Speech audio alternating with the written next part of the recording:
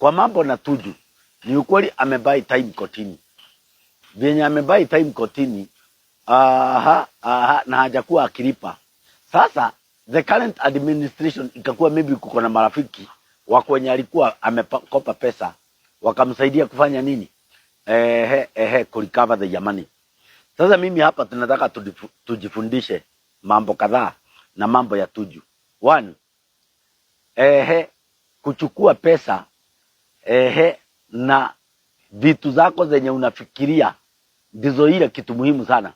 Sababu kupata 27 acres along Ngong Road, it's not easy.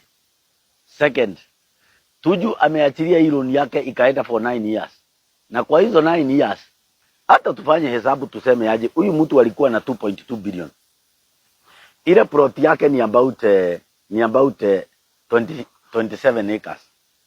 Eka moja pale hata akiuza na distress haiwezi pata 100 million. So hiyo eka ndivyo wale watu waweze kurecover the money free.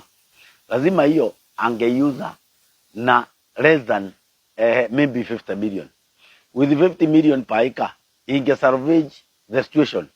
The answer is no. So ndivyo waweze kusalvage the situation na abakishiwe kakitu, lazima angeuza hiyo shamba maybe around 100 million. Hawa marafiki wake wenye anasema angekuja kulipa, were they ready kulipa hiyo 100 million?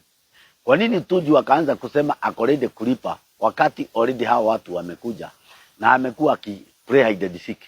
Mimi nakuomba aje, unaona loan hakuna kotini, utaenda jaji akwambia usilipe pesa ya wenyewe.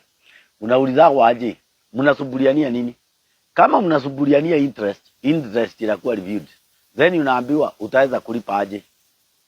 Unaona, ukisema utaweza kulipa hivi, mawakili mwakubaliane venye watakubaliana, my friend, uchelewe siku moja, hiyo vitu yako inakuwa imeenda na hukuange na room ya kunegotiate. So kama unaweza, kitu ya kwanza wacha kuplay hide and seek, na kama uko na pesa za loan, sababu hakuna jaji mwenye atasema unyang'anyane. So for that reason, mimi sitaki kukua emotional. Mimi nataka kuargue at a point of being a lender and at a point of being a borrower. Sababu mimi nimekuambia niko na uzoefu wa kuchotwa mara 5, na naweza kukuambia the loopholes zenye zinakuwa kwa kuchotwa. Asante.